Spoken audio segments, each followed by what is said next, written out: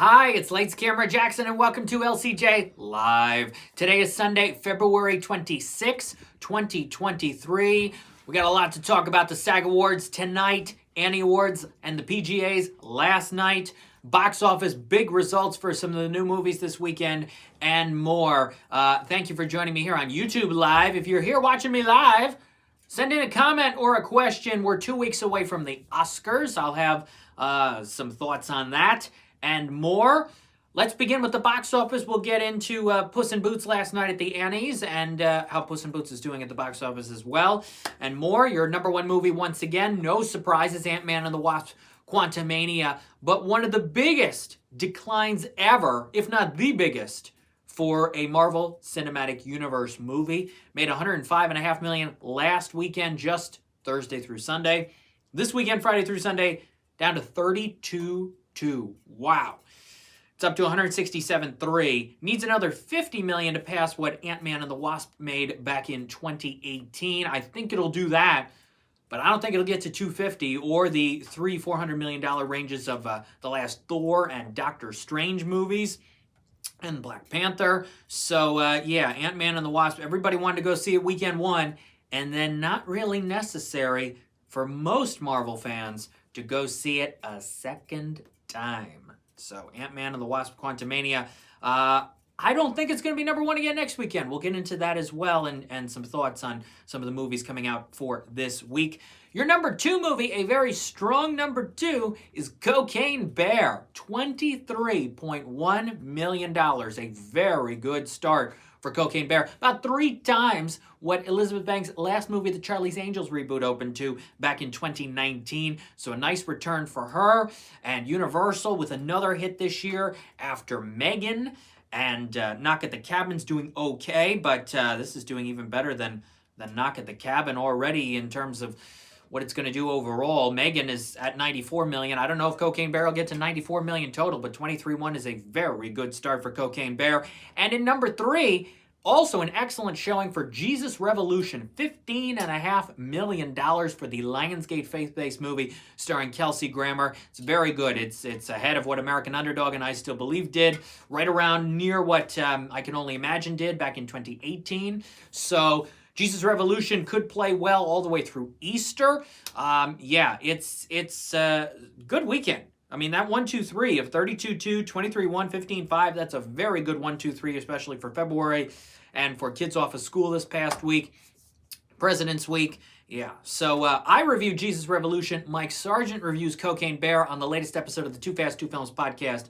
That is available at toofast2films.com. Listen to that episode when you're done here watching today's LCJ Live. Let's see. Number 4 for the weekend with $4.7 million is Avatar: The Way of Water.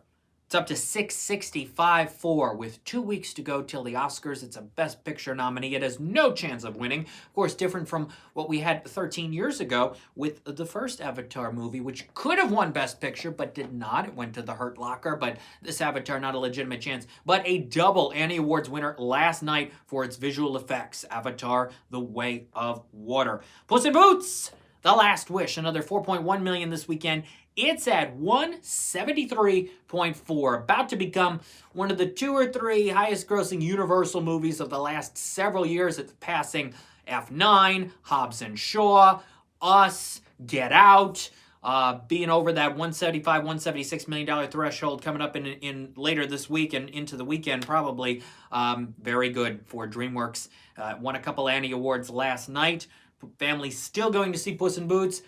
We're still more than a month away from the release of the next major fully animated movie for families, the Super Mario Brothers movie on April 7. Could we see Puss in Boots stay in the top 10 all the way through the month of March? That will be very interesting. Of course, we have a lot of huge movies opening in March, but families still need something, and families aren't going to go see Creed. They're not going to go see John Wick. They're not going to go see not too many Dungeons and Dragons. Maybe some go to Shazam. No families are going to Scream. So this is a really interesting time. Puss in Boots, gosh, I don't think it'll get to 200 million, but could it push 185, 190? It'll just depend on if families need to go see it throughout the month of March until we get to Mario. Interestingly, I just saw an article this morning that the Mario movie is only 92 minutes long. Now, sometimes those run times are really not confirmed until much closer to the release, but one website is saying pretty legitimately that the Mario movie is only 92 minutes. That's fairly short. I'm a little surprised, but we'll have to see if that's true. 3 million more for Magic Mike's Last Dance. It's at 23.3, significantly lower than what the others did. Knock at the Cabin 1.9, it's at 33.9. 80 for Brady 1.8 million, it's at 36.5. It'll get to 40 million, I think, but again, significantly less than the 68.3 of Book Club. Significantly less than another movie still in the top 10, number 10, Man Called Otto, 810,000. It's at 62.2. Ticket to Paradise did somewhere around 67, 68 million. So obviously older audiences still going to movies. 80 for Brady's doing all right, but not to the level of A Man Called Otto or Ticket to Paradise. And Missing added another $1 million. It's at 31.4. 5 million more than Searching. I feel like Sony may want to do another installment in this series and maybe not wait 4.5 years in between this time. Marlowe, I think, is dropping out of the top 10. Titanic 3D added another 500,000. Megan about 500,000, and a few other movies opened up in select theaters this weekend, including the animated movie Mummies from Warner Brothers. Didn't see a lot of marketing for this. Was only in select cities around the country. Same thing with My Happy Ending, a film I saw with Andy McDowell, which only played in certain theaters around the country. According to here, though, box office report, Mummies is at 18.5 globally. Made 6.9 million internationally this weekend, including $1.5 million in Spain. Not seeing exactly yet what it did here in North America, but there you go, and we'll still get some results as well for My Happy Ending. The Oscar-nominated short films did well last weekend. I'm sure they're going to do well for the next few weekends until we get to the Oscars 2 weeks from today on March the 12th. Coming up, my predictions for the SAG Awards. You won't want to miss that, plus highlights of last night's Annies. But I want to mention a couple of things. Creed 3 opens this week. I will be seeing Creed 3. Operation Fortune, which I'll be checking out in the next day or two, maybe today, is the new Jason Statham, Guy Ritchie action movie coming out in theaters this coming weekend as well from Lionsgate. A quick acquisition and putting it out in theaters to go up against Creed 3. So I'll let you know later this week what I think of Operation Fortune and Creed 3. Last night's recipient of the Producers Guild of America Award for Best Picture is Everything Everywhere All at Once, which also won the DGA, the Directors Guild of America Award, last weekend. So even though it didn't win many BAFTAs, I think it only won one for editing. Everything Everywhere seems to have momentum here in North America that may help it all the way to the Oscars. But what about the SAG Awards tonight? My predictions in just a moment, but I want to talk about first the Annies. If you have questions or comments right here on LCJ Live, I'll answer them for you. When it comes to last night's Annie Awards, it was a big night for Guillermo del Toro's Pinocchio winning Best Feature, and Marcel the Shell with Shoes On winning Indie Feature. Not surprised by the choices. Special production, a big night for The Boy, The Mole, The Fox, and the Horse. It won several awards and won the BAFTA last weekend.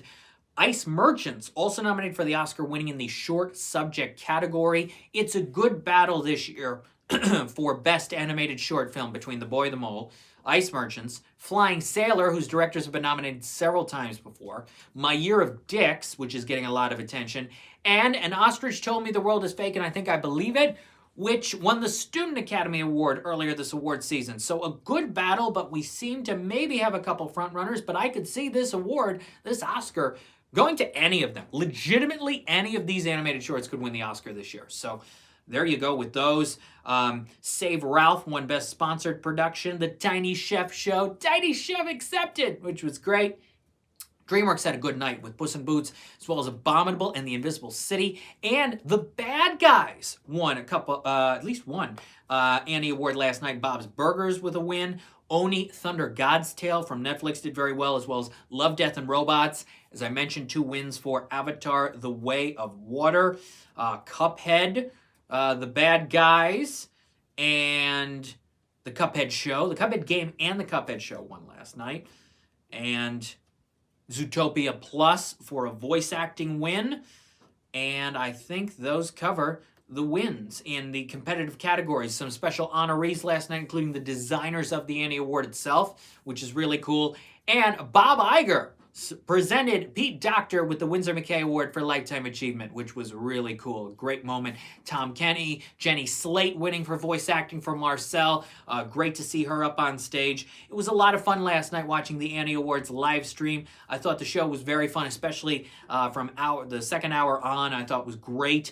Congratulations to Asifa Hollywood on another successful Annie Awards, the 50th Annie. So glad it was back in person, and so glad to see so many winners, nominees, and presenters that I've had the chance to meet, either in person, over Zoom, over the phone, and interview them and talk with them for Animation Scoop and the LCJ Q&A podcast. It was so great seeing so many people at the Annie Awards having a great time. The LCJ Q&A podcast will be back in March with new episodes. And new Animation Scoop Q&As coming in March as well. So, yes, it was a lot of fun watching the Annie Awards last night. So, I'm going to make my predictions right now live here with you for the SAG Awards. I posted earlier in the week that we're basically down to 2 each when it comes to every category. When it comes to stunt ensemble in a motion picture, I think Top Gun Maverick is going to win. The upset here is The Woman King. I don't think Black Panther wins this time, or The Batman, or Avatar. It could go to any of them, really, but I think Top Gun Maverick will win for stunt ensemble for a motion picture. Best performance by an actor in a supporting role in a motion picture. Paul Dano will not win. He's not up for the Oscar. Eddie Redmayne will not win. He's also not up for the Oscar. Brendan Gleeson, I thought he was going to win the BAFTA. It went to Barry Keoghan. Ke Huy Quan, I think, is going to win tonight for SAG for Everything Everywhere All at Once. Actress in a supporting role. Carrie Condon won the BAFTA. All 5 of these ladies are nominated for the Oscar. This is your exact category. Hong Chow for The Whale, Carrie Condon for Banshees, Jamie Lee Curtis and Stephanie Hsu for Everything Everywhere All at Once. I think it's going to go to Angela Bassett, your Golden Globe and Critics' Choice winner. I think she will also win SAG. She did very well at the NAACP Image Awards this weekend as well. Angela Bassett will win for Black Panther, Wakanda Forever. Actor in a leading role. It's between Austin Butler and Brendan Fraser. Adam Sandler's not winning. Bill Nighy is not winning. I don't think Colin Farrell is winning this, though I did post yesterday, hey, if a lot of people vote for Austin Butler and a lot of people vote for Brendan Fraser, could we see Colin Farrell win the Oscar? Maybe. Look at what happened 4 years ago. A lot of people voted for Lady Gaga. A lot of people voted for Glenn Close. Your winner was Olivia Colman. I also believe younger voters helped Olivia Colman win. And BAFTA voters as well, because they gave her the BAFTA. My gut says at this point, Austin Butler wins the Oscar. And at this point, I have to believe that he will also win tonight. My pick is Austin Butler. If it is Austin Butler, he is the official frontrunner for the Oscar. If it is Brendan Fraser, it is anyone's game to win the Academy Award. I'm going with Austin Butler, but don't be surprised if it's Brendan Fraser. If it's Colin Farrell, whoa. Big shakeup. Actress in a leading role. This is the one that could really go to Michelle Yeoh. I'm going to go with Cate Blanchett, but do not be surprised if Michelle Yeoh wins. If Cate Blanchett wins this, she will be everyone's pick to win the Oscar, but Michelle Yeoh could still win. If it's Michelle Yeoh, a lot of people will be split on who they pick for the Oscar. Some will go with Michelle Yeoh, and some will still go with Cate Blanchett. It's not going to be Viola. It's not going to be Ana de Armas. It's not going to be Daniel Deadwyler. Again, Deadwyler and Davis also not nominated for the Oscar. In the lead actor category, it's only one. It's Adam Sandler who's not nominated for the Oscar. So I'm going to go with Cate Blanchett, but this is the one that could be the turning point for Michelle Yeoh to then put her on the path for the Oscar. But again, even if Cate Blanchett sweeps, she could still lose on Oscar night. And finally, for cast in a motion picture, it's not going to be Babylon. No. Not even nominated for Best Picture at the Oscars. No. Could be Women Talking, which would help its Best Picture chances, but it's only nominated for Best Picture and Adapted Screenplay at the Academy Awards. It could win Adapted Screenplay, and it probably will at this point. But I'm not thinking Women Talking wins. The Fabelmans had early buzz going for a while. I don't see the Fabelmans winning this. It's between Banshees and Everything Everywhere. I can definitely see Everything Everywhere taking this. Could be Banshees. It's going to be older voters versus younger voters. If the younger voters win, and by younger I mean under 50, probably the under 50 crowd will vote for Everything Everywhere. The older 50 crowd will probably go more for Banshees than Fabelmans. So it just depends on who's voting. And who gets the most votes based on the ages of the people. I think anyone under 50 is voting Everything Everywhere. If you're older than 50, you're going for Banshees. And that will determine who wins. That will also probably determine the Oscar for Best Picture as well.